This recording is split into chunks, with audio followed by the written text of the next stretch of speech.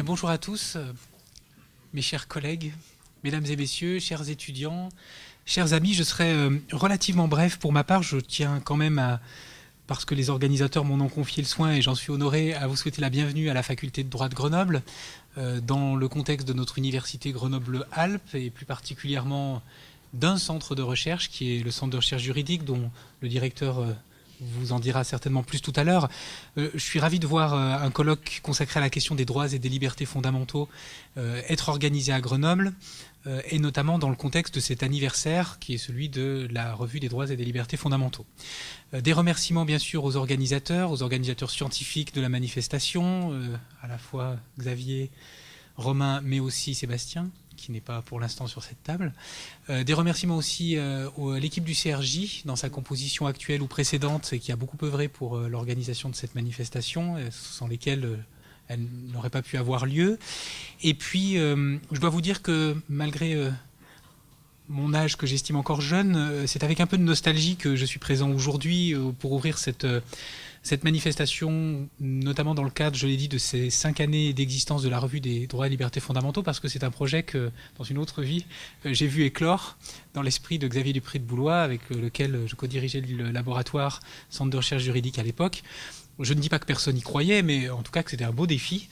Et je suis ravi de voir que 5 ans après, cette revue existe toujours, qu'elle organise une manifestation et qu'elle continue à faire des audiences qui sont remarquables sur son support numérique. C'était un projet particulièrement ambitieux, à la fois avec cet aspect pluridisciplinaire qui est tourné également, mais pas seulement, sur les questions internationales et européennes.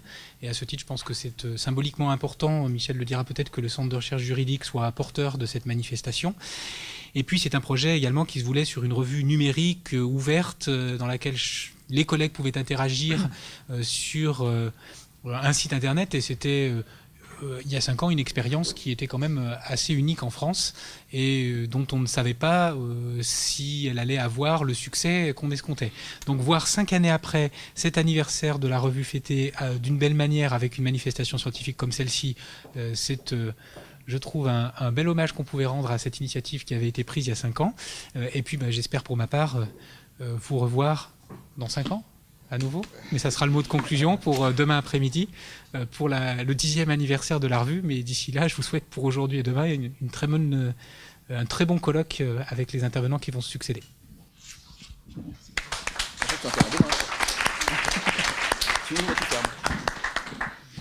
Évidemment, je m'associe à tout ce qui vient d'être bien dit par Xavier, et c'est vrai que c'est toujours un plaisir, par David, par l'ancien directeur du CRJ, c'est toujours un plaisir de retrouver des étudiants, de retrouver des collègues, de retrouver des connaissances et aussi de découvrir des nouveaux collègues. C'est le plaisir de ces manifestations.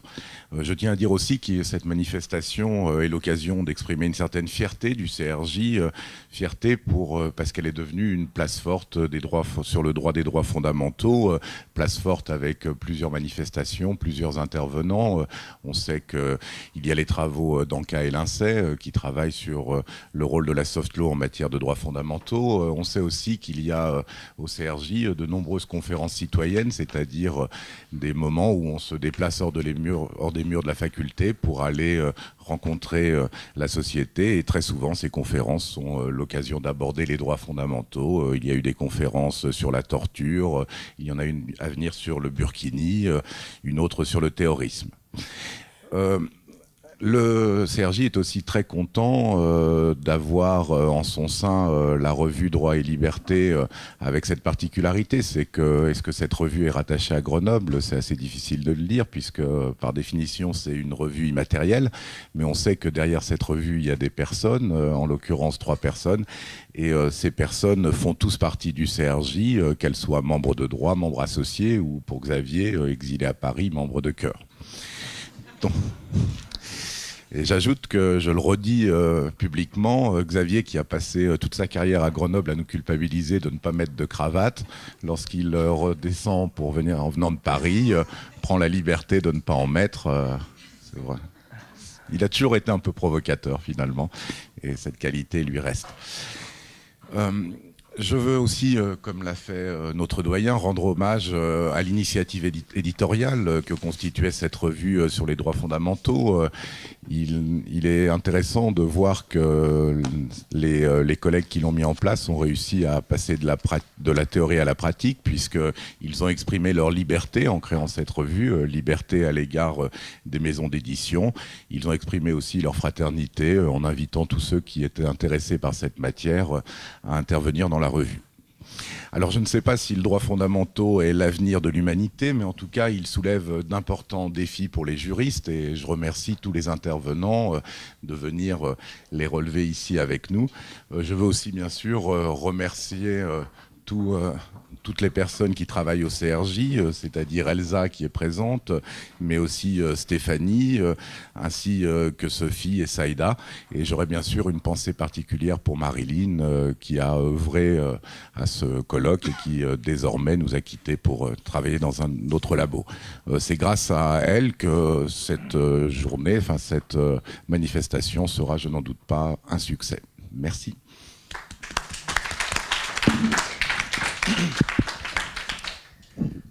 Bien, bonjour à tous. Donc, je clôt les mots de bienvenue. Alors moi, pour le coup, je ferai les bienvenus au nom de l'équipe de la RDLF, de la Revue des droits et libertés fondamentaux.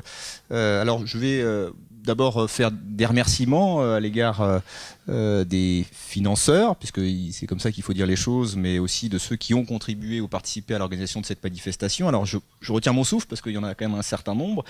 Bien sûr, d'abord le CRJ et l'équipe du CRJ. Je pense bien sûr à ses directeurs, mais également au personnel. Et j'ai toujours plaisir à travailler avec Elsa, avec qui on a quand même déjà fait beaucoup de choses ces dernières années. La faculté de droit, bien sûr, que je remercie. Le doyen est à côté de moi. L'université de Grenoble-Alpes, la métro, la mission de recherche droit et justice qui a effectivement participé au financement de ce colloque, l'IDED, l'Institut de droit européen des droits de l'homme de Montpellier qui a contribué à sa petite manière, à son petit niveau, et puis l'école doctorale de sciences juridiques de Grenoble qui elle aussi a apporté son écho. Alors ces remerciements ayant été exprimés, je vais pas refaire l'histoire de la revue, en plus David a déjà dit des choses que j'avais envisagé de dire, mais c'est vrai que ce colloque est organisé pour les 5 ans de la revue. Effectivement, quand on a initié ce projet, il y avait quand même une série d'incertitudes. En gros, il y avait 2 défis à relever. Le premier défi, c'était effectivement la création d'une revue numérique en marge des grands éditeurs qui accueillent en général nos productions et qui constituent souvent pour les auteurs un passage obligé. Il y avait donc ce premier défi à relever. Le second défi, c'était celui de créer une revue pluridisciplinaire entre juristes, on va dire, une revue qui associe les regards des différentes disciplines à une époque où le cloisonnement disciplinaire, me semble-t-il en tout cas, fait des ravages. Alors, ce défi, il était double. Il semble qu'il a été en partie relevé. Pour donner quelques éléments chiffrés, la revue a publié depuis donc 5 ans, jour pour jour pratiquement, 160 articles ou commentaires, 5 dossiers, 63 résumés de thèse. Elle a élaboré 5 vidéos. Et puis, il me semble-t-il, mais là, c'est pas forcément mieux placé pour le dire, qu'elle a trouvé sa place dans le paysage doctrinal. Pour vous donner des éléments chiffrés, mais je ne sais pas trop ce que ça veut dire, en 2015, elle a reçu 150 000 connexions, 230 000 pages ont été vues, donc je n'ai pas d'éléments de comparaison, donc je ne sais pas si ça veut dire beaucoup ou pas beaucoup, on va être franc. Donc j'arrête là l'autosatisfaction, mais il me semble quand même qu'à certains égards, les défis ont été relevés. Troisième point, concernant le projet de ce colloque, le projet de ce colloque, il est un peu à l'image du projet de la revue. Il est à l'image du projet de la revue, et pour faire simple, il y avait deux ambitions. C'était d'abord effectivement de croiser le regard des disciplines juridiques sur la thématique qui constitue son objet, et je pense qu'on n'a qu'à voir l'amphithéâtre là, à constater qu'il y a des collègues civilistes, privatistes au sens large, publicistes, européanistes, internationalistes, des auteurs qui viennent ou des intervenants qui viennent de toutes les disciplines et qui aucun ne peut constituer, contrairement à ce qui se passe dans certains colloques, une pièce rapportée. Où nous sommes tous des pièces rapportées, nous sommes tous aussi légitimes sur l'objet que les uns et les autres. Deuxième souci, deuxième ambition du colloque et de la revue, c'est de développer une démarche critique, on va dire critique au sens large. Nous ne sommes pas ici pour communier dans une espèce de happening des droits et libertés, une sorte de happening droit de l'homiste. pour utiliser une expression qui malheureusement est aujourd'hui connotée de manière péjorative, nous ne sommes pas une messe, nous sommes dans une manifestation scientifique. Enfin, un dernier mot pour faire un salut en quelque sorte, ou remercier une personne qui est absente mais qui a joué un rôle essentiel dans la création de cette revue sur le plan particulier technique, c'est Claire Chapoutot. Claire Chapoutot qui n'a pas pu effectivement participer ou venir nous voir. Bon, elle n'est pas juriste, donc je pense qu'elle aurait peut-être souffert si elle avait assisté au colloque dans son ensemble. Enfin, en tout cas, elle a été l'élément déterminant dans la création de ce projet. Et je tenais quand même, pour commencer cette manifestation, à la saluer. Je pense qu'elle doit être quelque part là-haut dans ses montagnes, mais elle a joué un rôle essentiel et je tenais à ce que ça soit rappelé à l'occasion des 5 ans de la revue. Donc maintenant, comme on dit, il n'y a plus qu'à.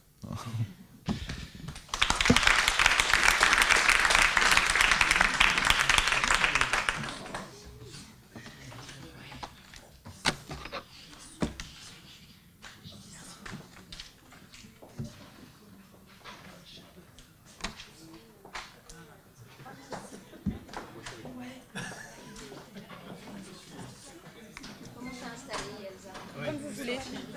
Alors, Géraldine. Romain, vous êtes là parce que vous n'avez pas de présidence parce que et Sébastien Milville, je le mets.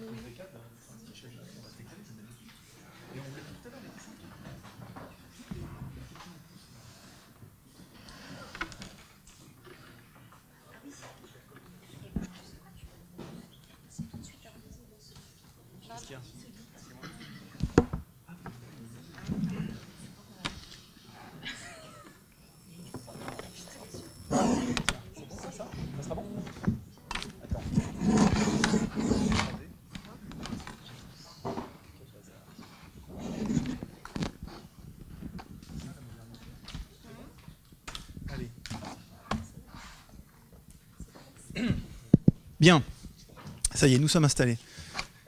Alors, comme vous avez pu le voir sur le programme du colloque, celui-ci sera décomposé en 3 temps, puisque ça correspond à 3 demi-journées.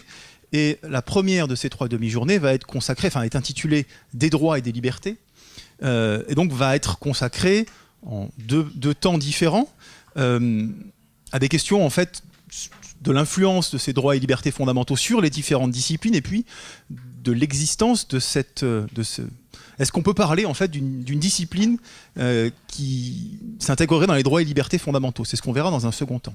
Dans un premier temps, sur un premier panel, je m'excuse pour ce terme qu'on n'utilise pas trop en général dans les colloques de droit interne. On va parler des disciplines du droit à l'épreuve des libertés, c'est-à-dire de quelle façon le droit des libertés fondamentales a influencé, ou pas d'ailleurs, on verra, alors pas l'ensemble des différentes branches du droit français, mais un certain nombre de ces branches du droit qui nous ont semblé être les plus caractéristiques en fait, les plus sujets à cette influence.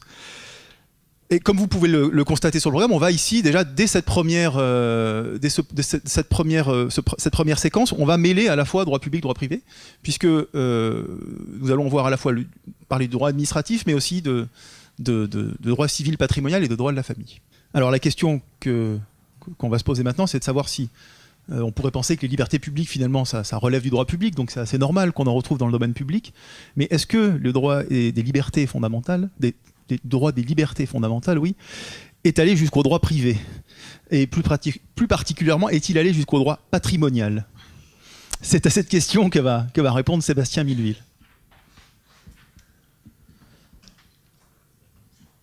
Merci, Romain.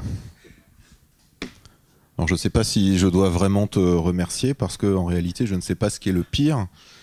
Choisir son intitulé un peu au hasard 6 mois avant, découvrir 2 semaines avant qu'il est abscon et beaucoup trop vaste, ou enfin prendre la suite de Philippe Violka.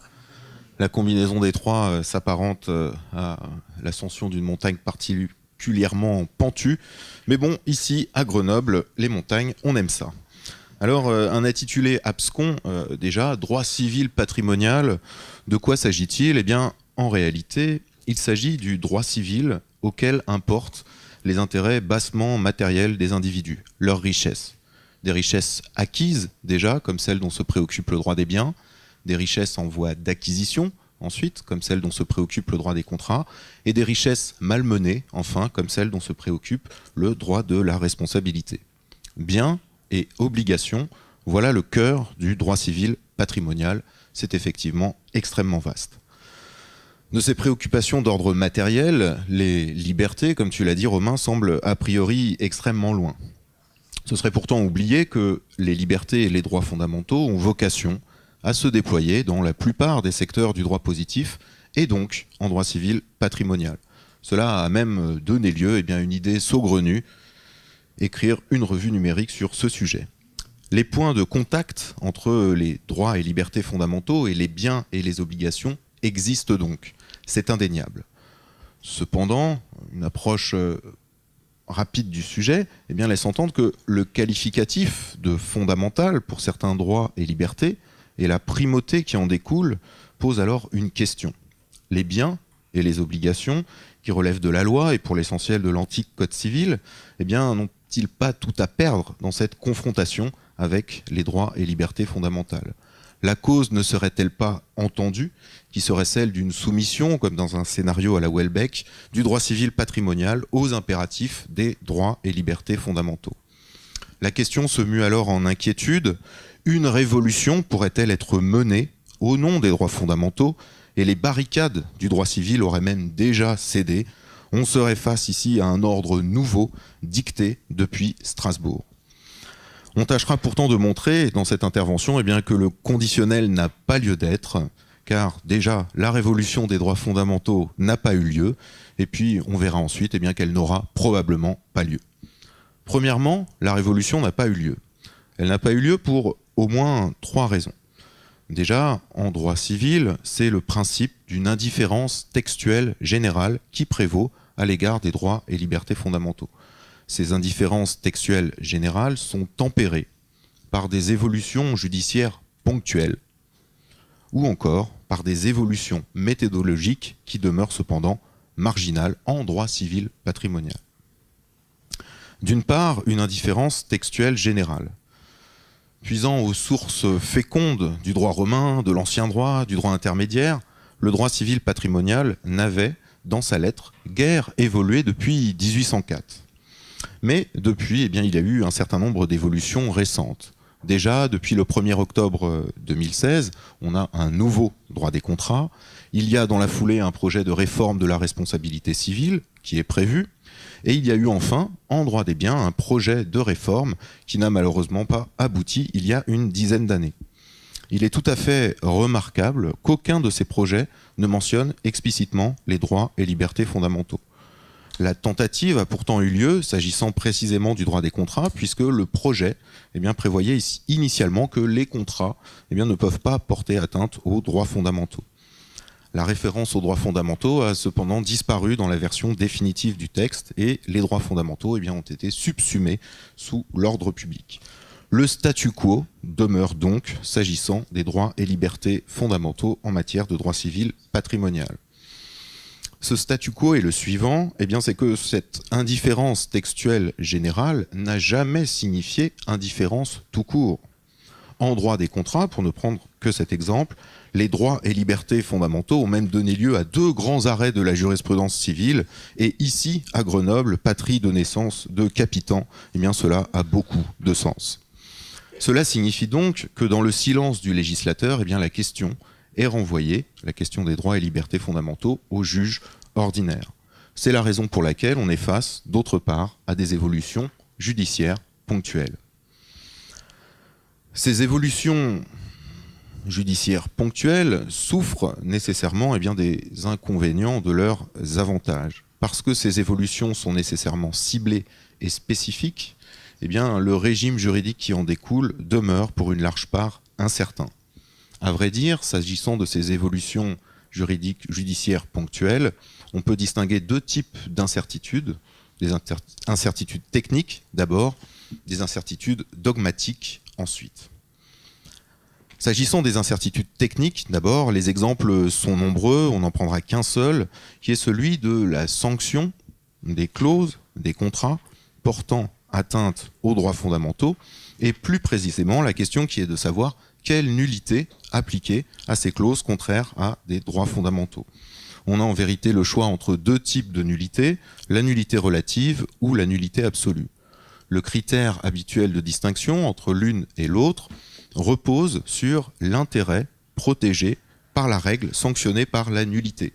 Si l'intérêt protégé est général, la sanction sera une nullité absolue. Si l'intérêt protégé est particulier, la sanction sera une nullité relative. Naturellement, pour les libertés fondamentales, la nullité absolue n'a pas été discutée parce que c'est l'intérêt général qui est en jeu. Et c'est ainsi eh bien, que la Cour de cassation, depuis 2010, considère que les clauses d'adhésion forcée à des associations de commerçants chargés de l'animation dans les galeries commerçantes, eh bien, ces clauses d'adhésion forcée qui méconnaissent la liberté d'association eh bien, sont nulles de nullité absolue. La difficulté technique vient du fait que, en ayant choisi la nullité absolue, eh bien, il faut aussi appliquer tout le régime juridique de la nullité absolue. Et notamment, le régime juridique de la nullité absolue consiste dans le fait eh bien, que toute personne intéressée peut demander la nullité, y compris, en matière donc de liberté fondamentale, la personne à l'origine de la clause méconnaissant la liberté fondamentale. De la même manière, la question se pose encore, eh bien, s'agissant de la confirmation de l'acte nul. Cette confirmation est exclue en matière de nullité absolue. On aurait pu en revanche se poser la question de savoir eh bien, si la liberté fondamentale méconnue était susceptible ou non de renonciation. Mais ces incertitudes techniques doivent moins à l'imprécision des droits fondamentaux finalement eh bien, qu'à la faiblesse du critère de distinction dit moderne des nullités. En effet, il n'échappera à personne eh bien, que la distinction entre l'intérêt général que protégerait une règle et l'intérêt particulier eh bien, que poursuivrait celui qui la met en œuvre est particulièrement difficile à manier. Les incertitudes dogmatiques, ensuite, que provoquent les droits fondamentaux, eh bien, n'ont sans doute pas toujours d'impact concret. Mais certaines sont tout à fait spectaculaires. On mentionnera ainsi un arrêt Trevalec contre Belgique du 25 juin 2013, dans lequel la Cour européenne des droits de l'homme a octroyé aux requérants une satisfaction équitable, en plus de tous les dommages-intérêts qu'il avait déjà obtenus, dommages-intérêts qui étaient censés l'indemniser de son entier préjudice, ce qui revient eh bien, à contrevenir au principe selon lequel la responsabilité civile a une fonction uniquement réparatrice. Au-delà du seul droit européen des droits de l'homme, en droit constitutionnel, la persistance du Conseil constitutionnel à protéger, via l'article 2 de la Déclaration des droits de l'homme et du citoyen, la propriété des créances, alors que ce concept, quelle que soit sa pertinence, est à rebours de la tradition dogmatique majoritaire, eh bien, provoque aussi une perturbation d'ordre dogmatique. Ces bouleversements dogmatiques invitent surtout, parce qu'ils ont peu de conséquences pratiques, eh bien, à s'interroger pour les privatistes eh bien, sur la positivité des concepts de la dogmatique juridique. Alors ces évolutions judiciaires, on le voit, eh bien, elles ne sont pas anodines, mais elles restent ponctuelles. Eh bien, pour la même raison, finalement, lorsque l'on est confronté enfin eh bien, à des évolutions d'ordre méthodologique, celle-ci demeure aussi marginale et ne provoque pas non plus eh bien, de révolution du droit civil patrimonial. Des évolutions méthodologiques marginales, enfin. Les évolutions méthodologiques marginales, de quoi parle-t-on ? Eh bien, on parle plus précisément de cette fameuse balance des intérêts eh bien, qui a fait irruption dans les revues de droit civil depuis maintenant quelques années. Cette balance des intérêts propre aux atteintes aux droits fondamentaux a été mise en œuvre à l'origine à l'occasion de l'examen de la validité d'un mariage incestueux, alors que le délai pour en demander la nullité était encore pendant.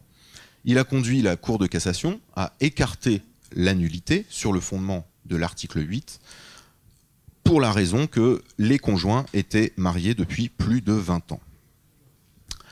On voit quelques illustrations en droit civil patrimonial eh bien, de ce principe de proportionnalité, de cette balance des intérêts, notamment eh bien, s'agissant des constructions illégales, dont Philippe nous a rappelé qu'en réalité elles étaient souvent réalisées sur le domaine public. Mais s'agissant eh bien, du contentieux lié à la démolition de ces construction illégale, le contentieux de l'urbanisme relève de la 3e chambre civile de la Cour de cassation, la 3e chambre civile de la Cour de cassation qui est précisément la chambre spécialiste du droit des biens. Et effectivement, on a 2 décisions qui, en 2015, ont, appliquant l'article 8 de la CEDH, estimé que la démolition systématique en cas de contravention à des règles d'urbanisme pouvait être discutée. Ce raisonnement qui a été mis en œuvre donc dans le périmètre du droit des biens en termes de balance des intérêts diffère au moins en apparence du raisonnement syllogistique habituel qui préside aux décisions de la haute juridiction et qui imposerait dans ces conditions une démolition systématique. La nouveauté de ce raisonnement en termes de balance des intérêts peut toutefois être modérée par le fait qu'avant même tout raisonnement en termes de droits fondamentaux, il y a toujours eu en droit civil des inversions de syllogisme. Par ailleurs, il faut voir que cette balance des intérêts que met en œuvre la Cour de cassation en matière de démolition n'est justement pas toujours un obstacle à la démolition, puisque dans l'une des décisions de 2015, justement, il a été décidé que l'enlèvement des constructions était parfaitement légitime. Enfin, dernière chose, cette balance des intérêts n'échappe pas en droit civil patrimonial, elle n'échappe pas en elle-même aux contraintes propres à l'instance en cassation, à savoir que la référence aux droits fondamentaux ne peut constituer un moyen nouveau, élevé au stade de la cassation, et cette référence aux droits fondamentaux, cette balance des intérêts, ne doit pouvoir reposer que sur les faits constants du litige. De ce fait, on pourrait dire que le recours aux droits fondamentaux n'a aucune raison d'être systématique, et quand bien même il le serait, il n'a aucune raison d'être systématiquement déterminant. Il n'empêche que la mobilisation de l'article 8 pourrait avoir un écho tout à fait spectaculaire en droit des biens, puisque certains auteurs ont soutenu que cet article 8 pourrait être utilisé pour tempérer la jurisprudence classique qui veut qu'en cas d'empiètement, la partie de la construction qui empiète chez le voisin soit systématiquement démolie, quand bien même, selon un célèbre arrêt de 2002, l'empiètement serait de 5 mm. Au regard de la jurisprudence la plus récente, cette remise en cause de la jurisprudence critiquée en matière d'empiètement sur le fondement de l'article 8 ne semble pas avoir lieu. Ainsi, dans 2 décisions rendues en 2016, dans la même affaire, une affaire d'empiètement, la Cour de cassation a d'une part refusé de transmettre une QPC concernant l'article 545, qui est le fondement de la destruction en matière d'empiètement, et d'autre part rejeté sèchement les moyens du pourvoi relatifs, entre autres, à la méconnaissance de l'article 8. Assiste-t-on alors à un reflux des droits et libertés fondamentaux ? L'examen des faits de l'espèce montre que le recours à l'article 8 dans cette affaire n'aurait absolument rien changé à la solution. Et cela est remarquable, parce que cela montre que les dispositions du droit des biens, notamment, et du droit civil patrimonial en général, sont suffisamment éprouvées pour condamner les droits et libertés fondamentaux à ne jouer que de façon ponctuelle, et de fait rendre illusoire toute révolution juridique qui serait menée en leur nom. Deuxièmement, c'est la raison pour laquelle la révolution n'aura pas lieu. La révolution n'aura pas lieu pour 2 raisons. D'une part, parce que l'on peut constater une remarquable résilience du droit civil patrimonial, et d'autre part, parce qu'on peut s'interroger sur la suffisance des droits fondamentaux à permettre de mener une véritable révolution. D'une part, la résilience du droit civil patrimonial. Première chose à retenir, c'est que les décisions de la Cour de cassation qui mobilisent la question des droits fondamentaux sont désormais scrutées avec beaucoup d'attention par la doctrine. Il faut néanmoins reconnaître que ces décisions restent extrêmement rares, notamment en droit civil patrimonial. Ainsi, une recherche rapide en ligne sur Légifrance révèle que sur l'année 2015, la Convention européenne, les mots Convention européenne, ne figuraient que dans 5% des affaires qui ont été jugées cette année-là. Sachant que dans ces 5%, la Cour de cassation, c'est 20 000 décisions par an, dans ces 5%-là, la majeure partie, plus de 90%, concerne la chambre criminelle. C'est-à-dire que les chambres civiles de la Cour de cassation ne sont pas confrontées de façon systématique aux droits fondamentaux. En revanche, lorsque la Cour de cassation, dans ses chambres civiles, y est confrontée, elle est systématiquement observée. Statistiquement, donc, on ne peut pas parler d'un raz-de-marée causé par le droit européen des droits de l'homme.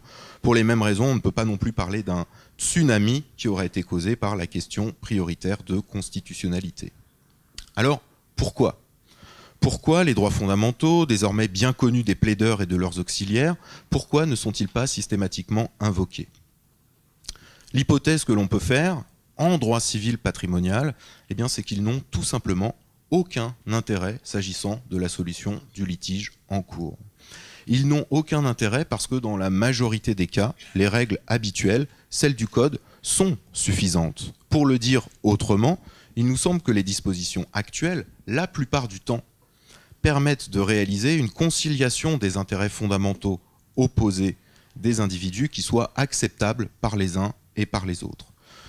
Si l'on cherche les raisons de ce succès, eh bien, on peut en voir au moins deux. La première, déjà, eh bien, c'est que le législateur en droit civil patrimonial a de toute façon nécessairement dû concilier les intérêts en présence dans une logique d'efficience de la législation.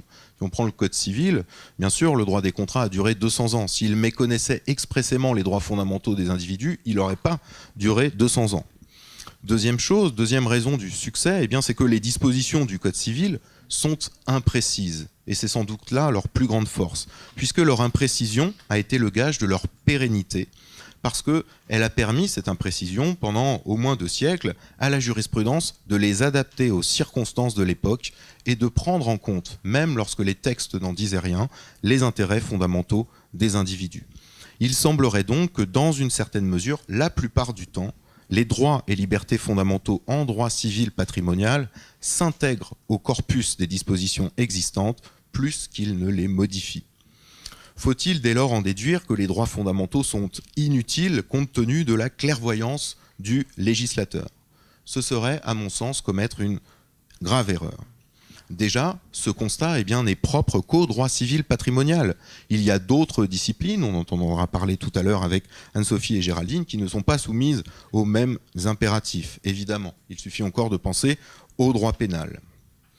Ensuite, si l'on quitte maintenant l'habit du juriste pour celui du simple citoyen, on peut dire qu'il est parfaitement logique que le législateur, issu d'un système majoritaire, ait, en droit civil patrimonial, réalisé un arbitrage entre les intérêts fondamentaux des uns et des autres qui, d'une manière générale, fonctionne parce qu'il couvre la majorité des cas. Mais la majorité des cas, ce n'est pas la totalité des cas. Il y a nécessairement des ratés dans l'application d'une règle générale. Et la loi, et notamment le Code civil, qui a été prévu pour les situations médianes, peut avoir des effets désastreux lorsque celles et ceux qui sont soumis à cette règle ne sont justement pas dans cette situation médiane.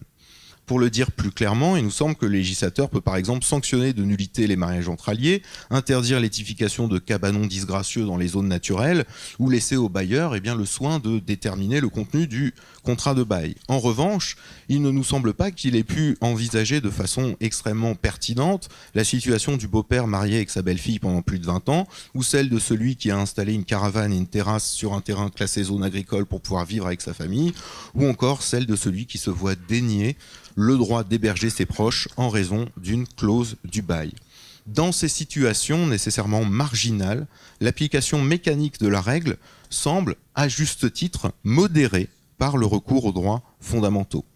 En forçant quelque peu le trait, on pourrait presque dire que l'appréciation du caractère proportionné de l'atteinte, la balance des intérêts, remplit ici la fonction de soupape que remplissait naguère l'arrêt d'espèce peu orthodoxe et destiné à rester isolé. Un arrêt isolé n'a jamais pu remettre en cause l'organisation d'une discipline. D'autant que, par ailleurs, et j'en terminerai par là, la force des droits fondamentaux en droit civil patrimonial est peut-être surestimée. Surestimée parce qu'il y aurait d'autre part une insuffisance des droits fondamentaux.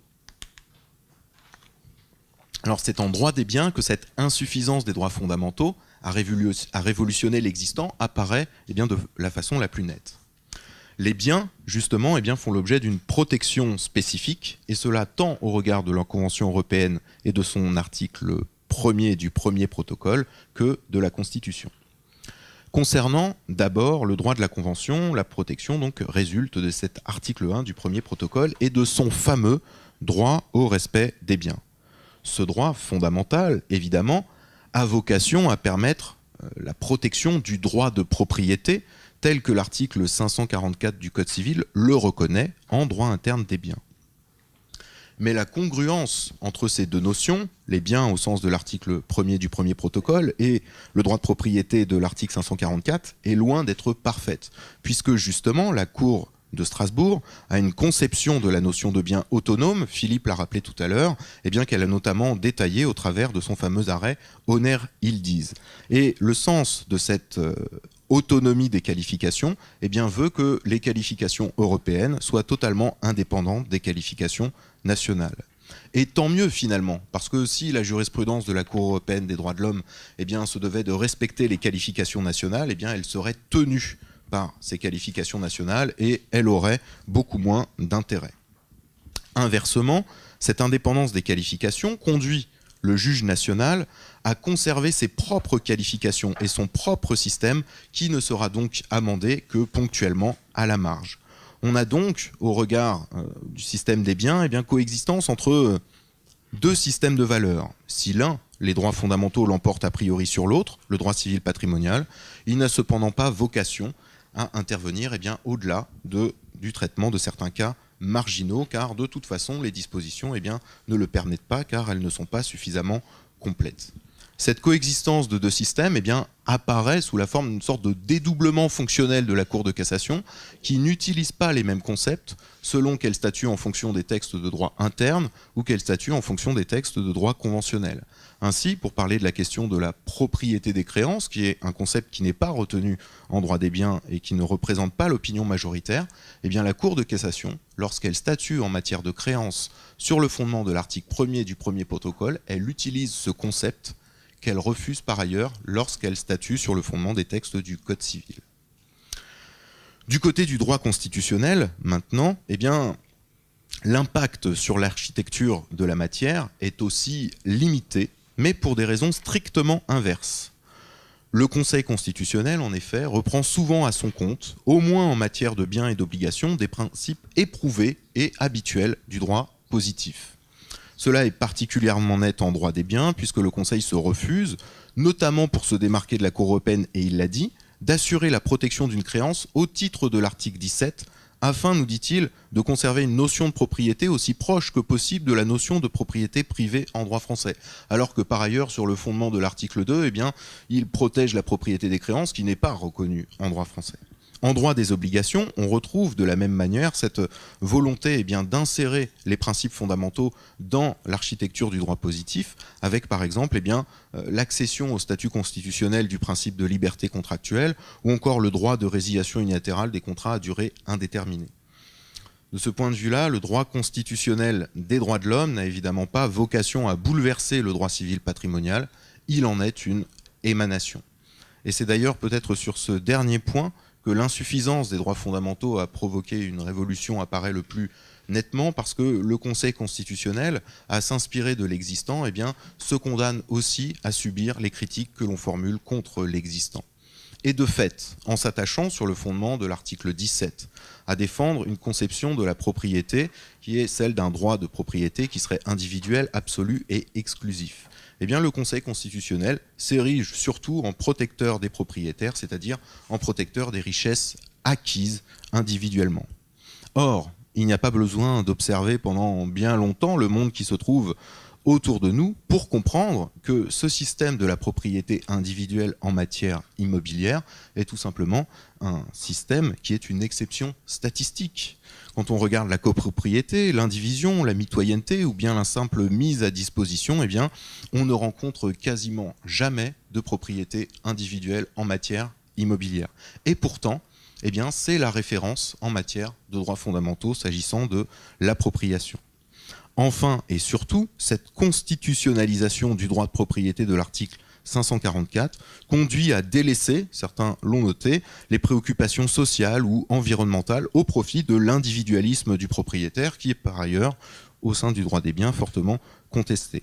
Mais ce n'est là que la conséquence des textes de référence dont la lettre consacre une vision individualiste de la propriété.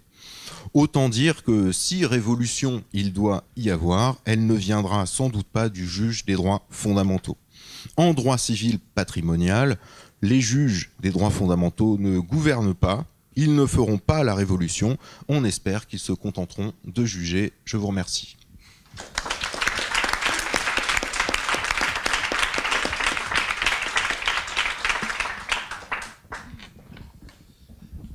Merci beaucoup Sébastien. Donc l'infiltration des droits fondamentaux s'arrête au droit civil patrimonial, quoique. Voilà, quoique. On y reviendra probablement lors des questions, mais on a quand même l'impression que j'ai eu, si j'ai bien compris tous les termes utilisés, parce que je ne suis qu'un modeste publiciste, et encore plutôt côté droit européen, mais on a l'impression qu'il y a quand même des idées qui sont reprises sans le dire. Donc c'est peut-être ça qui compte finalement. Bien, nous allons voir maintenant si le droit de la famille est aussi étanche à cette influence des droits fondamentaux que le droit civil patrimonial. Et c'est donc Anne-Sophie Brin-Vautier et Géraldine Vial qui vont nous en parler à deux voix. Merci beaucoup. Tout d'abord, nous tenions à dire que nous sommes très heureuses d'être ici aujourd'hui pour fêter cet anniversaire de la revue. Et on profite de l'occasion pour remercier ces 3 directeurs de nous avoir associés à ce projet dès le départ, il y a 5 ans. Alors, l'objectif de notre étude, selon la feuille de route que l'on nous a donnée, a été de mesurer l'impact, l'influence de la jurisprudence de la Cour européenne des droits de l'homme dans la construction du droit français des personnes et de la famille. Nous avons choisi de restreindre le champ de cette étude en nous intéressant seulement aux arrêts dans lesquels la France a été partie et aux arrêts rendus depuis novembre 2011, ce qui correspond donc à ces 5 ans de la revue. Alors, au terme de nos recherches qui ont été fructueuses, on aurait pu vous parler de beaucoup de choses. On aurait pu vous parler de la conception élargie de la notion de famille adoptée par la Cour. On aurait pu vous parler de son souci constant d'une protection effective de la vie familiale par les États, ou encore des différents droits fondamentaux dont elle a précisé les contours, mais non, il nous est apparu beaucoup plus pertinent de vous présenter un mouvement très net, et dont on a commencé de parler avec Sébastien, mouvement très net que l'on a pu observer et qui s'inscrit dans un mouvement contemporain beaucoup plus vaste. Ce mouvement se décompose en 3 points. L'influence de la CEDH ne passe plus par le législateur français. L'influence du juge européen est, il nous semble, contenue, retenue par la prudence dont il fait preuve lors de son contrôle de conventionnalité. Et l'influence de la Cour européenne des droits de l'homme est aujourd'hui manifeste sur le raisonnement des juges français. Et ces 3 points, selon nous, dessinent le nouveau visage que prend l'influence de la Cour européenne ces dernières années sur le droit des personnes et de la famille. Premier point, l'influence de la Cour européenne ne passe plus par le législateur. Alors, dans les années 2000, de nombreuses réformes d'ampleur concernant des questions sensibles ont été initiées par la Cour européenne des droits de l'homme. Cette influence est bien connue, mais pour rappel, on peut citer la loi de 2001 sur l'égalité des enfants nés hors et en mariage, les lois de 2002 sur l'accès aux origines personnelles, sur la réforme du nom de famille, sur l'autorité parentale, ou encore l'ordonnance de 2005 qui a réformé le droit de la filiation. Parfois, le législateur français a même anticipé, voire prétexté, une condamnation de la Cour européenne des droits de l'homme pour modifier le droit positif. Ça a été le cas avec la loi de 2009 qui est venue supprimer la fin de non-recevoir à l'action en recherche de maternité en cas d'accouchement sous X. À l'époque, l'argument qui était avancé dans les travaux parlementaires était clairement celui d'une future condamnation du système français de l'accouchement sous X, condamnation qui n'a d'ailleurs en définitive jamais eu lieu. Au contraire, ces 5 dernières années, l'influence de la Cour européenne des droits de l'homme sur la législation apparaît très limitée. Les dernières réformes n'ont pas été directement initiées par les décisions de la Cour européenne des droits de l'homme. On peut citer l'exemple tout récent de la procédure conventionnelle de divorce par consentement mutuel qui vient d'être adoptée. On a trouvé une disposition perdue dans cette loi du 18 novembre 2016 de modernisation de la justice qui prévoit effectivement une évolution du droit positif qui serait en lien avec une éventuelle condamnation européenne. La disposition qui concerne la modification de la mention du sexe à l'état civil pour une personne transsexuelle. À part cela, il nous semble que le législateur français est plutôt aujourd'hui insensible à l'influence de la Cour européenne des droits de l'homme. On peut même ajouter que sur d'autres questions, le législateur est parfaitement hermétique à l'influence de la Cour, et là on va penser à l'expertise génétique post-mortem.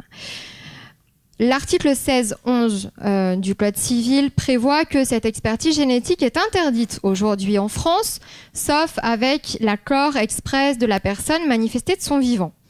La Cour européenne est venue condamner cette règle, entre autres dans l'affaire Pasco de 2011. Le Conseil d'État a donc proposé une nouvelle rédaction de ce texte à l'occasion de la révision des lois bioéthiques. Nouvelle rédaction qui prenait en compte cette condamnation européenne. Mais le législateur français n'a pas suivi. Il a décidé de conserver le système actuel dans la loi bioéthique de 2011. Donc, dans cet exemple, clairement, la condamnation de la Cour européenne des droits de l'homme n'a pas eu d'impact sur le législateur français. On peut donc dire que ces 5 dernières années, la Cour européenne des droits de l'homme n'a pas exercé une influence directe sur la législation concernant les questions sensibles du droit des personnes et de la famille. Deuxième point, l'influence de la Cour n'est pas non plus dans l'affirmation solennelle de solutions de principe, dans l'affirmation de nouveaux droits, de nouvelles obligations positives à respecter par les États. Contrairement à ce que l'on aurait pu imaginer, sur les questions les plus sensibles du droit des personnes et de la famille, la Cour met très nettement en avant le principe de subsidiarité. Elle se retire. Elle se retranche derrière la marge d'appréciation particulièrement étendue qu'elle laisse aux États en ce domaine. Et cette idée est très nette si l'on regarde le nombre de condamnations de l'État français prononcées par la Cour européenne. On est passé de 87 condamnations en 2006 à seulement 17 en 2014. Donc le juge européen se montre prudent dans son contrôle de conventionnalité. Et cette prudence, on l'observe à 2 étapes du raisonnement de la Cour. D'une part, lors de la question de l'ingérence de l'État. Alors sur ce point-là, sur ces 5 dernières années, la Cour européenne a dégagé très peu d'obligations positives contraignant les États. Et quand elle l'a fait, quand elle a dégagé une obligation positive, celle-ci n'a pas eu d'incidence sur notre droit positif. Et là, on pense notamment à l'affaire Oliari contre Italie qui a été rendue en 2015, dans laquelle la Cour a formulé l'obligation d'offrir un statut juridique aux couples de même sexe. Ce qui n'a eu aucune influence sur notre droit de la famille, puisque la loi mariage pour tous avait déjà été adoptée 2 ans auparavant par le législateur. On remarque aussi cette prudence de la Cour dans son refus de consacrer certaines obligations positives. C'est le cas pour le mariage homosexuel. Dans l'affaire Chapin et Charpentier de 2016, la Cour refuse d'imposer à tous les États la reconnaissance du mariage homosexuel. La Cour européenne est peut-être, contrairement aux juges français, on y reviendra dans le 3e point, reconnaît, nous semble-t-il, la fonction, la définition politique du législateur et n'entend pas s'y substituer. Toujours au nom de cette prudence, d'une certaine retenue, la Cour est aussi venue limiter le domaine de l'obligation positive d'intégrer juridiquement l'enfant dans sa famille. On le voit dans 2 arrêts. Tout d'abord, l'arrêt Gazet-Dubois de 2012, dans lequel la Cour refuse d'imposer à tous les États l'adoption de l'enfant par la concubine homosexuelle. Puis, les arrêts concernant la gestation pour autrui, donc les fameux arrêts Ménesson-Labassé, puis Foulon et Bouvet de 2016. Alors, vous allez me dire, oui, mais dans ces arrêts, la France a été condamnée. Oui, la France a été condamnée. Mais dans ces arrêts, la Cour européenne ne condamne pas l'interdiction française de la GPA. Elle n'impose pas l'établissement de la filiation de tous les enfants nés par GPA à l'étranger. Elle requiert seulement l'établissement de la filiation à l'égard du parent biologique, ce qui est un petit peu différent. La prudence du juge européen se manifeste d'autre part lors du contrôle de proportionnalité. Alors là, on a toute une série d'arrêts rendus sur des questions parfois extrêmement sensibles. Et dans ces arrêts, la Cour européenne, là encore, sous l'égide du principe de subsidiarité, s'en remet clairement à la marge d'appréciation de l'État. Pour cette fois-ci, considérer que l'ingérence réalisée dans un droit fondamental par le droit français est proportionnée et donc conforme à la Convention. Alors, c'est le cas dans l'arrêt Kearns de 2008 qui concernait le système de l'accouchement sous X. Alors, vous allez me dire, c'est un arrêt un peu ancien par rapport au champ de notre étude, mais on l'a retrouvé à travers une affaire plus récente, Godelli, rendue en 2012, contre l'Italie, certes, mais dans lequel la Cour valide expressément le système français de l'accouchement sous X. On a ensuite l'arrêt Arouj sur la kafala, de Ram sur la mise en œuvre dans le temps de la loi de 2002 concernant le nom de l'enfant, l'arrêt SAS sur l'interdiction du voile intégral dans l'espace public, l'affaire Lambert de 2015 sur la législation relative à la fin de vie, l'affaire Mandé concernant l'annulation d'une filiation par légitimation, et l'affaire Canon, qui portait, elle, sur l'interprétation du refus de se soumettre à une expertise biologique. Alors, ce qui est intéressant et ce qui est à relever dans ces arrêts, c'est que dans tous ces arrêts, rendus donc, comme vous le voyez, sur des questions importantes et sensibles, la Cour considère que un juste équilibre a été ménagé par le législateur français entre les différents intérêts en présence. Et la Cour choisit de ne pas remettre en cause cet équilibre, cet arbitrage politique qui a été opéré par le législateur. On peut donc dire que dans le domaine qui nous intéressait, donc dans le domaine particulier du droit des personnes et de la famille, le juge européen fait preuve d'une certaine prudence ces dernières années. Il n'intervient pas directement dans la construction du droit positif français. Il semble reconnaître le rôle politique du législateur et, en l'absence de tout consensus sur ces questions, il choisit de s'effacer.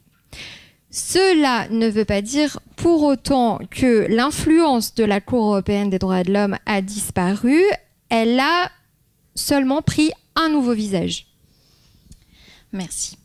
Alors, effectivement, la prudence de la Cour témoigne de son choix d'appliquer pleinement le principe de subsidiarité. et corrélativement, ça implique que les autorités nationales ont le soin de mettre le droit positif en conformité avec la Convention. On a vu que le législateur français ne le fait pas réellement ces 5 dernières années. En revanche, les juges français, quant à eux, se sont emparés du raisonnement de la Cour. Et si on observe une certaine prudence de la Cour européenne des droits de l'homme, on peut peut-être parler d'un peu d'imprudence, on le verra, s'agissant des juges français. Alors, bien sûr que l'influence de la CEDH sur les juges français n'est pas nouvelle. À plusieurs occasions, les magistrats de la Cour de cassation, notamment, ont été obligés de plier parce que la France avait été condamnée. Ça a été le cas du transsexualisme et très récemment, la France a été condamnée dans l'arrêt Ménesson. La Cour de cassation a été obligée de procéder à un revirement de jurisprudence pour prendre en considération la condamnation de la Cour. Donc cette influence, elle n'est pas nouvelle et c'est la raison pour laquelle ça n'est pas sur celle-ci que j'accentuerai mon propos. En effet, ce qui est plus intéressant, c'est que les magistrats français ont réussi à s'emparer de la méthode de raisonnement de la Cour européenne des droits de l'homme et qu'ils effectuent eux-mêmes un contrôle de proportionnalité. Alors, ce contrôle de proportionnalité, il a connu une vraie évolution. On connaît très bien maintenant le contrôle qu'on peut appeler classique de proportionnalité. Le cas est le suivant, 2 droits de valeur normative égale sont en conflit. Il appartient au juge de trouver une solution parce que la solution ne figure pas dans la loi et il lui faut trouver la solution qui est la plus protectrice de l'intérêt le plus légitime.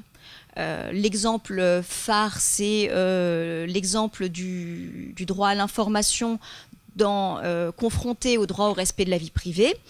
On peut citer aussi l'exemple du droit à la preuve confronté au droit au respect de la vie privée. Dans toutes ces hypothèses, le magistrat est obligé, encore une fois parce que la loi ne lui donne pas la solution, de mettre en balance ses intérêts, de faire pencher la balance en faveur d'un de ces 2 intérêts, de vérifier que l'atteinte à ce droit fondamental n'est pas disproportionnée. Alors, ce contrôle classique nous a semblé qu'il ne faisait pas tellement de débat. Alors, on peut bien sûr être réservé parfois sur l'arbitrage qui est réalisé, ce qui conduit parfois la France à être condamnée. On pense notamment à un arrêt de 2015 dans lequel la Cour européenne des droits de l'homme a condamné la France en considérant que la France faisait la part peut-être un peu trop belle au respect de la vie privée s'agissant de celle du prince Albert de Monaco en tout cas. Mais voilà, indépendamment du fait qu'on peut être réservé sur l'arbitrage qui a été réalisé, le contrôle en lui-même, le raisonnement en lui-même ne fait guère de débat. Ça n'est évidemment pas tellement le cas pour le contrôle plus moderne, plus nouveau de proportionnalité, qui conduit les magistrats à prendre en compte le particularisme de chaque espèce et à apprécier, dans chaque cas particulier, la proportionnalité de l'atteinte, sachant que ce contrôle peut conduire à ne pas appliquer une disposition claire, une disposition législative claire. Alors ce contrôle, il est encouragé par la Cour européenne des droits de l'homme. C'est peut-être en ça que l'influence est manifeste. Par exemple, dans un arrêt Henriou, qui était relatif au formalisme devant la Cour de cassation, la Cour européenne a considéré que la disposition légale aurait peut-être dû être écartée si son application dans les circonstances de l'espèce apparaît disproportionnée. Alors ce contrôle, il est mis en œuvre par la Cour de cassation. Sébastien vous a parlé tout à l'heure de l'arrêt un peu phare de 2013 sur le mariage incestueux qui a conduit la Cour de cassation à écarter la nullité qui était pourtant acquise s'agissant de ce mariage parce que, en l'occurrence, l'atteinte à la vie privée des intéressés, en tout cas de la conjointe, puisque le premier était décédé, était disproportionnée. Alors, on aurait pu croire que cet arrêt de 2013, c'était un arrêt d'espèce ou un accident. Mais ça n'est pas du tout un accident. On le voit dans les autres arrêts dont on a cité quelques exemples ici. En 2014, en 2015, en 2016, la Cour de cassation a adopté exactement le même raisonnement qui consiste à dire qu'il faut vérifier si concrètement, dans l'affaire qui est soumise au magistrat, la mise en œuvre de la disposition légale ne porte pas une atteinte disproportionnée au droit au respect de la vie privée familiale. Alors, dans l'arrêt de 2014, il s'agissait de l'éventuelle création d'une action aux fins de connaître son ascendance génétique. En 2015 et 2016, arrêt du 10 juin et du 6 juillet, la question était posée des délais pour la contestation de paternité. Et en 2016, c'était à propos d'une action de recherche de paternité. Et du délai, encore une fois. Alors, le mouvement auquel on assiste à la Cour de cassation n'est pas étonnant quand on sait que ce mouvement a été clairement impulsé par son président, le président Louvel, ayant souhaité une éventuelle remise en cause du modèle de cassation légaliste. Il a écrit qu'il souhaitait la mise en place d'un contrôle en rupture radicale avec celui de la stricte application de la loi, à la recherche d'une solution équitable. Et il invite les magistrats à appliquer la loi, mais en vérifiant que l'application de la loi ne porte pas une atteinte disproportionnée au droit fondamental. Le contrôle, il est également mis en œuvre par le Conseil d'État. On peut citer l'arrêt du 31 mai 2016 sur l'exportation de gamètes à des fins d'insémination post-mortem. Donc l'agence de biomédecine avait refusé l'exportation des gamètes aux fins d'une insémination post-mortem parce que le droit français l'interdit. Et le Conseil d'État a considéré, au regard des circonstances de l'espèce, que le refus qui avait été opposé à la requérante portait une atteinte disproportionnée à son droit au respect d'une vie privée et familiale. Bien sûr, ce contrôle fait naître des interrogations. Des auteurs se sont insurgés contre ce nouveau contrôle et il est vrai qu'on se demande s'il ne remet pas en cause l'arbitrage politique opéré par le législateur, s'il n'y a pas ici une atteinte à la séparation des pouvoirs, si l'aléa de l'appréciation personnelle, ou pour dire autrement les choses, l'arbitraire de juge ne se glisse pas ici, et si finalement il n'y a pas une menace sur la sécurité, la prévisibilité juridique. Certains se demandent même si on n'en arrive pas à nier même le droit. Diantre. Peut-être ce nouveau contrôle est-il la rançon d'une solution juste. Peut-être que ce contrôle est nécessaire dans un système qui promeut les droits fondamentaux. Et peut-être que cette promotion des droits fondamentaux conduit à effectuer un contrôle de proportionnalité non seulement au stade de l'édiction de la loi, mais également au stade de son application. Si l'on accepte la nécessité de ce nouveau contrôle au nom de la promotion des droits fondamentaux, encore faudrait-il cependant qu'il soit rigoureusement encadré. Il ne faudrait pas abandonner le syllogisme, parce que le syllogisme est sans doute la clé d'une méthodologie rigoureuse.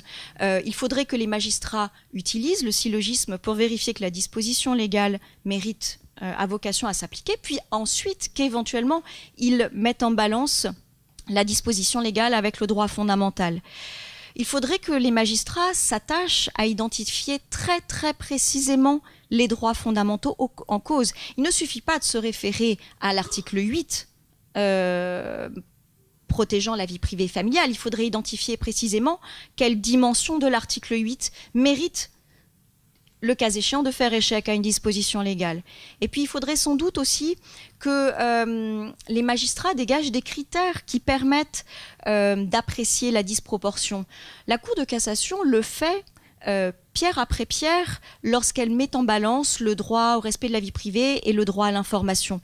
Il y a des critères qui permettent d'apprécier la disproportion ou la proportion de l'atteinte. Et dans cette hypothèse, la solution devient beaucoup plus prévisible. C'est tout un chantier qu'il faut mettre en œuvre, sans doute aussi dans une motivation plus explicite. Pour finir, il y a fort à croire que ce nouveau contrôle va va pouvoir se développer dans le cadre de la procédure nouvelle de réexamen en matière civile qui vient d'être consacrée dans la loi de modernisation de la justice. Celle que l'on connaissait en matière pénale a donc désormais été initiée en matière civile. Et on peut imaginer qu'un requérant qui n'aurait pas obtenu satisfaction s'agissant d'une expertise génétique post-mortem porterait son affaire devant la Cour européenne des droits de l'homme. Il y aurait quand même de très très grandes chances que la France soit condamnée. Le requérant pourrait donc revenir en France, son arrêt de condamnation sous le bras, demander le réexamen de son affaire devant les juridictions civiles.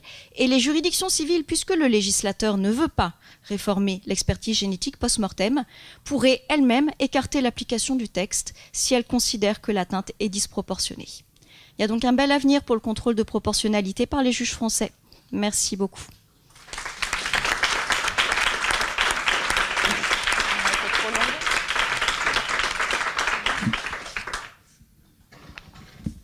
Merci beaucoup pour cette intervention très intéressante. J'ai trouvé parce que ça illustre parfaitement le fait que sur un même objet, on peut avoir des regards très différents selon sa discipline d'origine, et c'est une des raisons de ce colloque. Et du coup, je pense que c'est l'intervention idoine pour ouvrir le débat, le temps de débat qu'on a maintenant. Et donc, le public est cordialement encouragé à poser des questions aux intervenants. Sinon, je peux... Non ? Alors, je peux commencer par une remarque générale. En fait, c'est plus une remarque qu'une question, mais j'ai trouvé assez intéressant, finalement, que... alors, d'une façon un peu... Enfin, pas toujours... C'était pas aussi marqué dans les trois interventions, mais il y avait quand même un point commun, c'est qu'on parle d'influence des droits et des libertés sur ces différentes disciplines, et finalement, tout revient à la Cour européenne des droits de l'homme, en fait. La question, elle n'est pas tant, finalement, telle que vous l'avez tous abordée, c'est pas tant l'influence du droit des libertés fondamentales que l'influence de la Cour européenne des droits de l'homme, qui semble un peu incarner, alors ce qu'il y a de bon et de mauvais, enfin en tout cas incarner cette problématique. Et je ne sais pas si c'est un non-dit, si c'était une évidence pour vous, donc voilà. Je ne sais pas si quelqu'un veut... Pour nous, c'était évident. Mais peut-être que l'évidence supporte la critique. J'y réfléchis.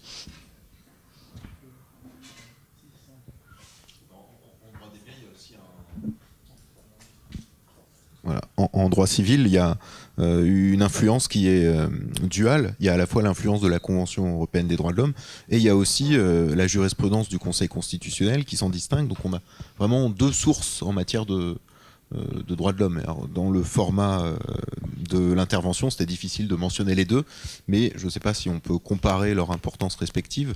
J'ai l'impression qu'on parle aujourd'hui beaucoup plus du droit européen des droits de l'homme que du Conseil constitutionnel, mais finalement on en a parlé beaucoup en 2010 à l'occasion de la QPC. On avait oublié un petit peu voilà. Il y a aussi des effets de mode, je pense, dans le...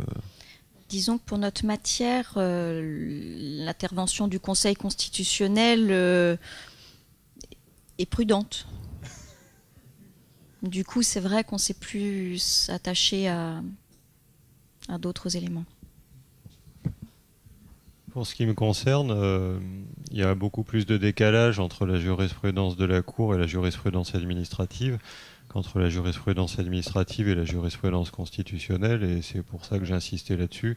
Après, il y a des différentes explications. Quand on sait notamment comment se fait la jurisprudence de la Cour, du Conseil constitutionnel, il est clair que on peut comprendre qu'il n'y a pas beaucoup de décalage par rapport à celle du Conseil d'État. Mais bon, ça...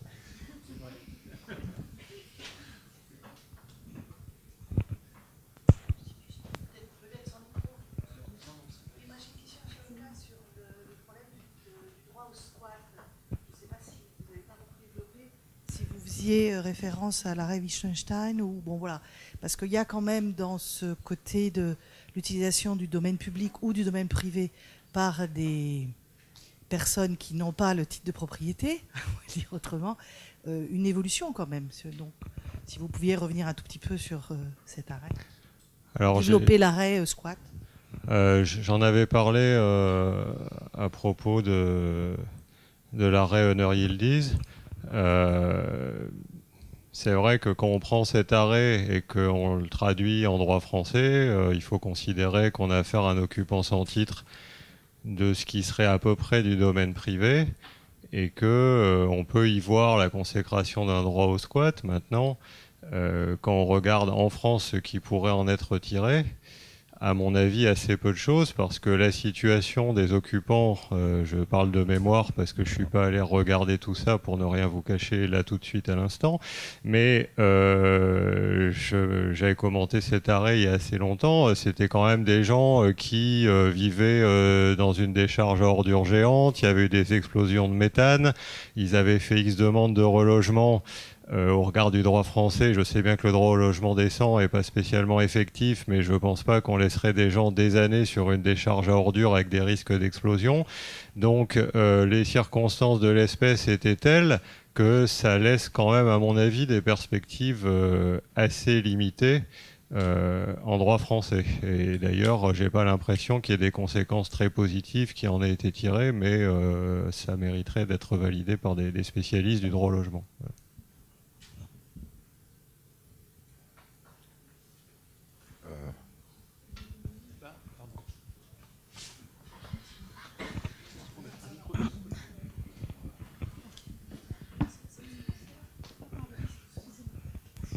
Merci beaucoup. Laurence Burgorg-Larsen de l'Université Paris 1 Panthéon-Sorbonne. J'ai été très intéressée également par toutes les interventions, mais la dernière m'a évidemment plus interpellée, comme connaissant mieux le droit de la Convention que les autres disciplines. Quelle est la teneur des critiques de la doctrine privatiste sur ce changement de paradigme en termes de nouvelles approches? Est-ce que c'est une critique uniquement technique? Ou alors, non, je ne sais pas, parce qu'il y a un petit ah bon, d'accord. Ou alors une critique qui, au-delà de l'approche technique, en vient à dire cette satanée Cour européenne, elle nous bouleverse notre droit, nos procédures, nos traditions, notre identité constitutionnelle. En gros, à bas l'Europe. Est-ce que d'une critique technique, on dérive vers une critique sur l'existence même de la Cour? Ça m'intéresserait beaucoup.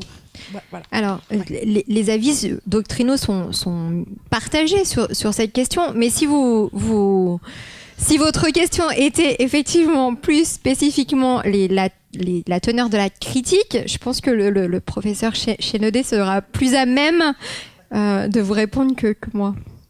Vous êtes apparemment partisan. Bah, on avait essayé de ne pas prendre parti, alors visiblement on a échoué, mais... Vous êtes trouvé assez mesuré dans votre conclusion, constructive, je veux dire. Bien. Des propositions. C'était le but. Oui, non, mais je veux bien répondre à la question sans anticiper sur ce qu'on se dira demain, parce que c'est un peu une partie du thème de demain, mais du moins ça me permettra de dire des choses, peut-être aujourd'hui, que je ne dirai pas demain, comme ça je gagnerai du temps sur les 20 minutes imparties. Non, mais la critique du mouvement, si on veut, déjà, il faut cibler la critique, ça ne peut pas être technique. Il faut dire les choses telles qu'elles sont, et j'en parlerai demain. C'est une critique qui peut être politique. Après, la vraie question est, c'est pour ça que la teneur de la critique politique que vous avez, sans dire le mot, mais je pense que c'est ce que vous voulez dire, passer d'une critique technique à politique... Je ne crois pas, mais je peux parler que pour moi, évidemment, que c'est une critique à bas l'Europe, à bas la Cour européenne des droits de l'homme, et pourquoi pas, tant qu'on y est, à bas les droits de l'homme. Enfin, oui. Oui. Personnellement, je ne la vois pas apparaître. Enfin, il me semble que cette critique-là, j'appelle ça le point Godwin, moi. Je veux dire que si on en arrive là, c'est vrai qu'on s'arrête de discuter. Non, la critique, elle est politique, pas tant dans, et je veux bien en dire un mot là, qu'est-ce qu'on doit faire, qu'est-ce qu'on doit décider sur toutes ces questions-là. La question, c'est qui doit décider. Donc la question, elle est politique, et je le dirais politique avec un grand P. C'est la question classique du bon gouvernement, de la distribution des pouvoirs. C'est la question que je pose si je devais faire une critique de ce mouvement. Donc c'est une critique politique, oui, une critique politique qui peut exister en doctrine, mais je dirais avec un grand P, pas du tout pour magnifier la critique, mais pour bien la situer sur le bon plan. Qui doit décider? Voilà, c'est une question intéressante pour lesquelles, à mon avis, sur lesquelles les juristes n'ont pas la main. Disons les choses clairement. Comment explique-t-on alors que le mouvement, peut-être sous influence, mais vient du propre premier président? Qu'est-ce qui l'a influencé? Pourquoi cette approche? Est-ce que sociologiquement on la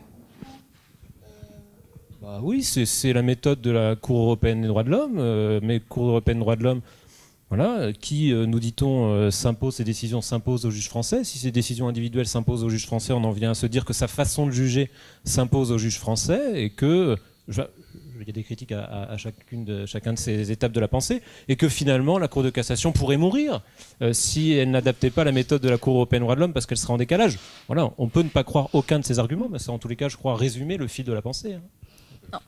Je pense que juste l'autorité de la chose interprétée a sans doute conduit la Cour de cassation à s'approprier le raisonnement de la Cour européenne des droits de l'homme, mais je pense aussi qu'il y a une vraie prise de conscience de la promotion des droits fondamentaux, du fait que le législateur ne peut pas prévoir toutes les situations atypiques dont tu parlais tout à l'heure, et qu'il appartient peut-être au juge, mais dans un changement de culture très très important pour le coup, de venir vérifier le respect des droits fondamentaux in casu, dans une situation que le législateur n'aurait pas pu imaginer.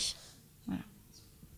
Oui, je t'en prie, c'est une question pour vous deux. Je trouve qu'il y a un paradoxe dans votre exposé, c'est-à-dire qu'au départ, vous nous démontrez que finalement, la France a mis du temps, mais qu'elle s'est conformée aux prescriptions du droit européen, qu'aujourd'hui, elle craint plus tellement d'être condamnée par la Cour européenne des droits de l'homme, parce que la Cour européenne des droits de l'homme s'est un peu mis en retrait, après avoir eu une politique un peu agressive, elle est plus réservée. Et paradoxalement à ça, c'est à ce moment-là, comme si on avait une bataille de retard, qu'on décide de remettre en cause une façon séculaire de rédiger des arrêts, une façon séculaire de raisonner en droit, pour se mettre en conformité avec les méthodes de la Cour européenne, alors que la Cour européenne n'a plus tellement de raison de nous faire peur, au moins en droit de la famille. Donc c'est ce paradoxe qui me paraît intéressant. Et est-ce que c'est pas surprenant d'abandonner la méthode traditionnelle à un moment où on n'a plus tellement de risques à la conserver? Mais tant mieux si ça n'est pas par peur qu'on le fait, non ?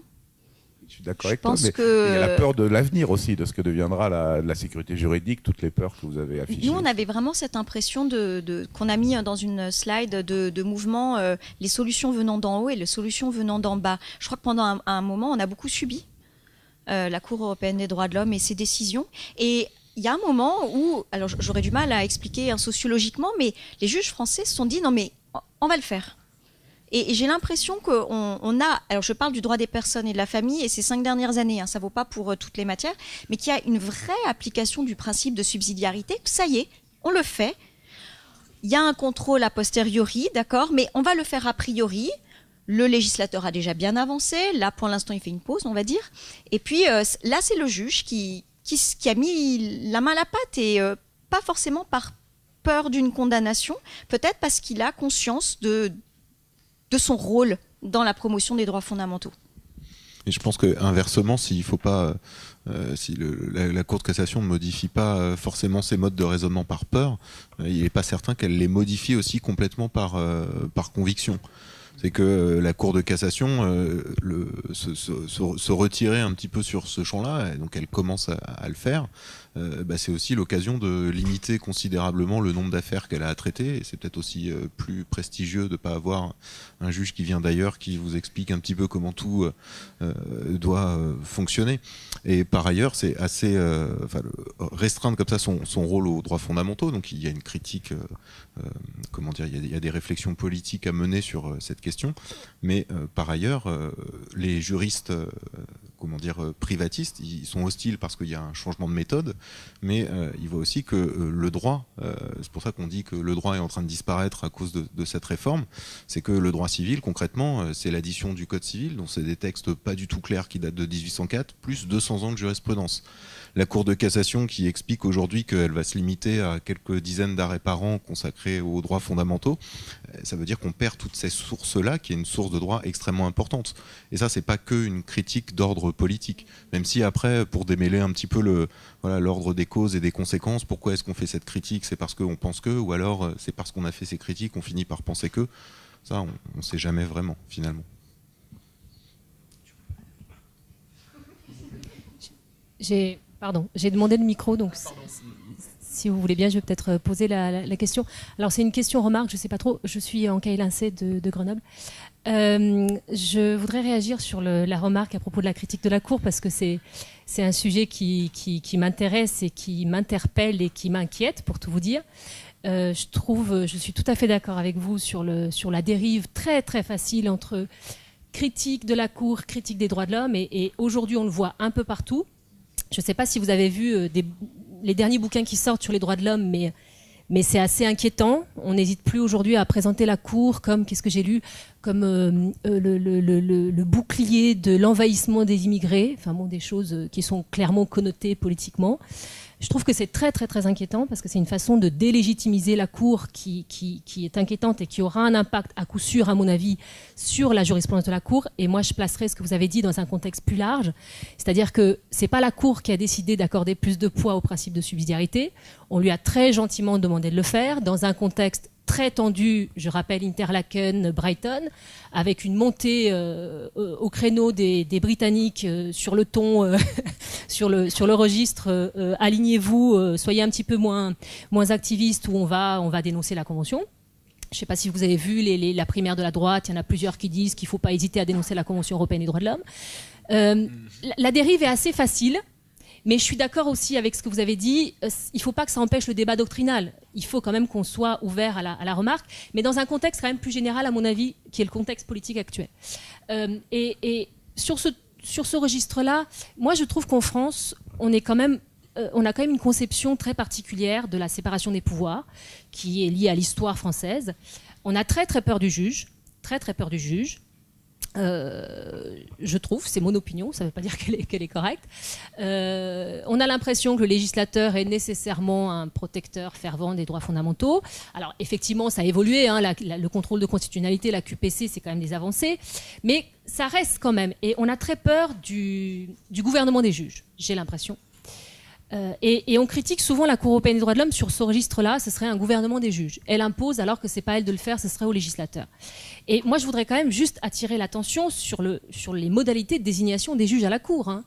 Je ne sais pas qui est le plus démocratique, qui a le plus de légitimité démocratique, entre des gens, des parlementaires qui sont élus avec les taux d'abstention qu'on connaît aujourd'hui, et des juges à la Cour européenne des droits de l'homme qui sont quand même élus avec des filtres énormes. Il y a une proposition des États, de candidats par les États. Les États au sein du Conseil de l'Europe, ce sont les représentants gouvernementaux, c'est-à-dire des gens élus, hein, les chefs d'État et le gouvernement élus. Les 3 candidatures sont examinées par l'Assemblée parlementaire, composée de parlementaires nationaux élus. Et ils choisissent une personne après avoir organisé des entretiens. Enfin bon, il y a un filtre qui est quand même assez sérieux.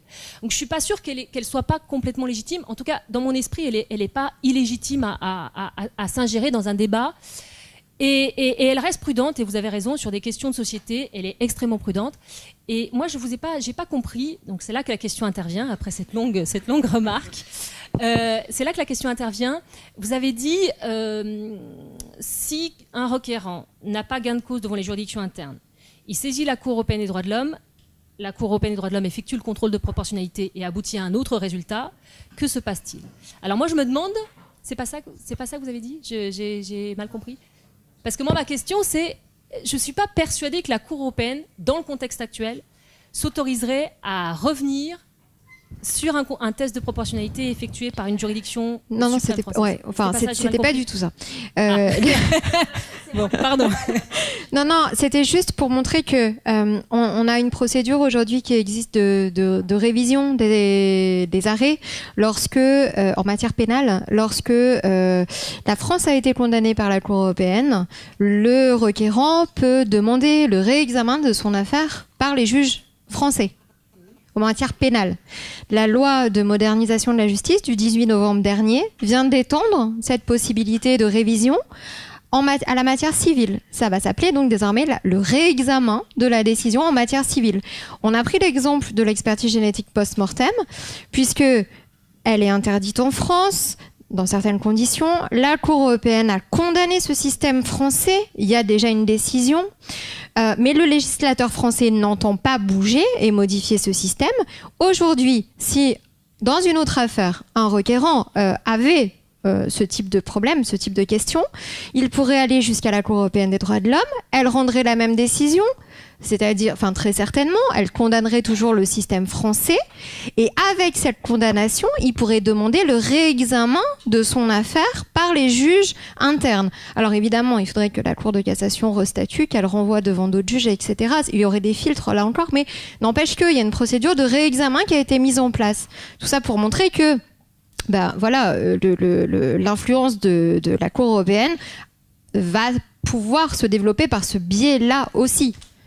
C'est là qu'il y a peut-être un léger désaccord entre nous, c'est que je ne suis pas persuadée que dans le contexte actuel, la Cour se permettrait d'aboutir à une solution différente de celle du législateur. Si on lui a expliqué que le législateur n'a pas voulu. Elle l'a déjà condamné en fait. Mais avant que le législateur se prononce. C'était après, d'accord. Alors autant pour moi. Autant pour moi. Bah, enfin. Je pensais que c'était avant que le législateur ferme la porte. D'accord. Autant pour moi. Merci pour la précision. Oui, j'avais une petite question à propos, quand on a parlé de la méthode, on assiste à en quelque sorte une assimilation de la méthode de la Cour européenne des droits de l'homme par les juridictions internes, et notamment grâce au contrôle de proportionnalité. Quand au niveau de la Cour européenne, on fait une balance entre des intérêts, entre des droits de valeur équivalente, en France, on instaure de plus en plus un contrôle de proportionnalité. Et je me suis posé la question de savoir si ça ne pouvait pas, à l'extrême, devenir liberticide, si jamais la seule invocation, compte tenu du fait que les arrêts de Cour de cassation, même si ça tend à devenir de plus en plus motivés et détaillés dans les motifs, sont très peu motivés par rapport aux arrêts de la Cour européenne des droits de l'homme, est-ce que, à terme, on ne pourrait pas aboutir à nier les libertés du seul fait que le juge français aurait invoqué qu'il ait fait un contrôle de proportionnalité, mais sans donner le détail en quelque sorte? Est-ce qu'on ne pourrait pas aboutir à ça si jamais on ne prend pas les devants pour instaurer une exigence de motivation, mais qui serait vraiment obligatoire? Parce que même si on s'en inspire, c'est vrai que quand nous, étudiants, on lit des arrêts de la Cour de cassation, des fois on a du mal à se dire pourquoi est-ce que c'est dans ce sens-là et pas dans l'autre finalement? La réponse était dans la question. Effectivement, l'une des conditions à l'acceptabilité d'un tel contrôle consisterait dans une exigence de motivation explicite, sans aller peut-être jusqu'au développement qu'il y a dans les arrêts de la Cour européenne des droits de l'homme, mais certainement oui, une motivation plus explicite.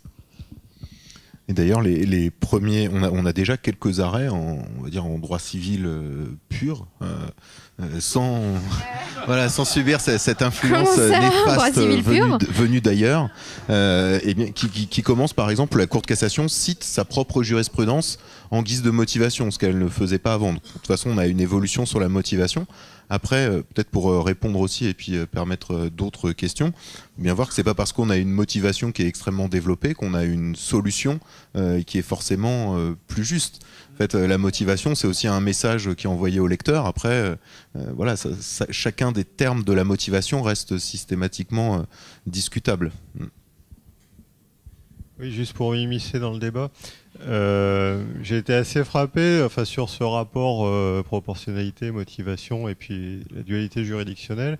J'ai un peu le sentiment, Xavier a plus bossé ça que moi, que la réflexion sur la proportionnalité est quand même arrivée plus tardivement dans la juridiction administrative et a fait moins de remous jusqu'à maintenant. Mais quand on met ça en relation avec la motivation des décisions, j'ai été assez frappé du fait que j'ai le sentiment, je dis pas ça pour faire la promotion du juge administratif parce que Dieu sait que je peux lui cogner dessus à l'occasion, mais j'ai un peu le sentiment que le Conseil d'État est parvenu à faire sa mue et qu'il a quand même marqué pas mal de buts, parce que quand je suis, dans ce que je suis essentiellement le droit des biens, je suis frappé de voir aujourd'hui à quel point la motivation de la Cour de cassation paraît complètement à la remorque par rapport à ce que le juge administratif a su faire en quelques années, et donc je pense qu'effectivement il y a un certain travail à faire. Après, juste sur la proportionnalité, une petite touche latérale, mais c'est quand même assez largement une réflexion qui concerne les juridictions de cassation, et il se trouve que j'ai eu l'occasion de parler avec différents juges judiciaires du fond. Pour eux, ça paraît une réflexion du genre dans une galaxie très très très lointaine, et donc quand on dit les juges judiciaires disent que, réfléchissent à, je crois qu'il faudrait quand même bien distinguer. Les derniers tribunaux se sont emparés du raisonnement également pour vérifier s'il y avait une atteinte disproportionnée, notamment pour l'exportation de gamètes. Donc ça commence. Bien, il me reste à vous remercier pour cette première, sauf s'il y a encore des questions. Non ? Demain ? C'est ça, en détail. Je vous propose de faire une petite pause et nous reprenons nos travaux à 16h20.